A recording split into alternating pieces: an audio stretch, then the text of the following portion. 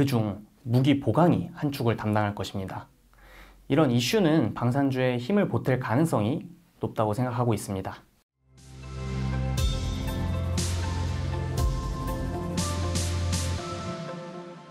안녕하세요. 유진투자증권TV 구독자 여러분, 유진투자증권 대방동 지점의 이정찬 PB입니다. 오늘은 최근 강세를 보이고 있는 섹터 중 하나를 다뤄볼까 하는데요. 바로 방산 섹터입니다. 다들 알고 계시겠지만 방산은 방위산업을 주로 말하는 것으로 국가를 방위하는 데 필요한 무기나 장비품 등을 생산하는 산업을 말합니다. 예를 들어 탱크나 전투기와 같은 것들이 이에 속하죠.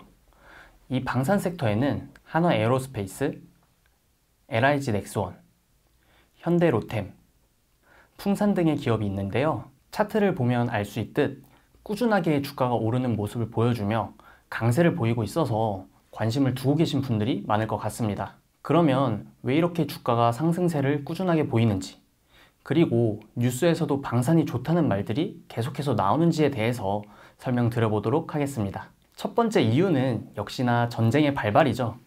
오랜 시간 동안 전쟁과 관련한 이야기는 무성했지만 실제로 전면전이 벌어지지는 않을 것이라고 생각했었죠.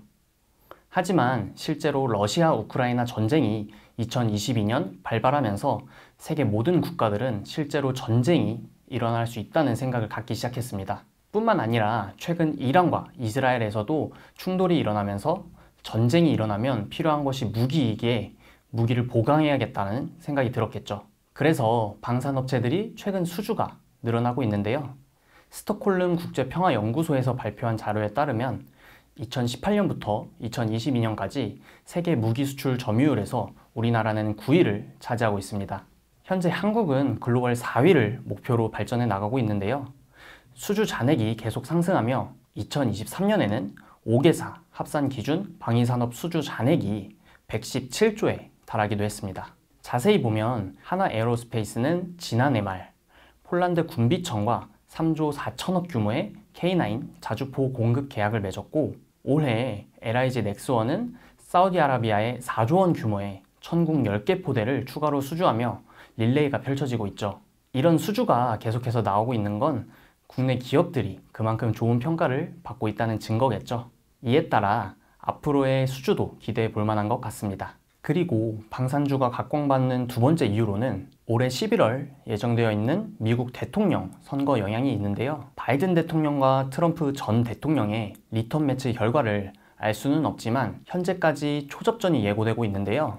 만약 트럼프 후보가 당선되게 된다면 과거 재임 당시 미국이 세계의 경찰이 되어준다는 이미지보다는 해외 주둔 미군을 명분으로 방위비를 요구해왔던 만큼 결국 미국의 도움을 받고 있는 세계 곳곳의 국가들도 미국의 보호를 받지 못할 가능성에 대해 생각하고 결국 자신이 강해져야 한다는 생각을 하게 됩니다.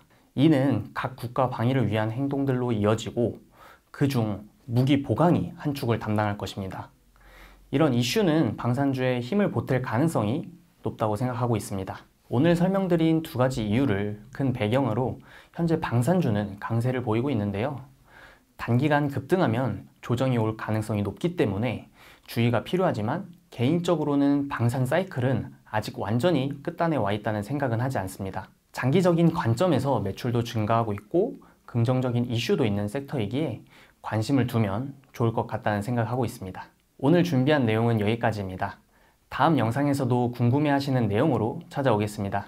오늘도 시청해주셔서 감사합니다.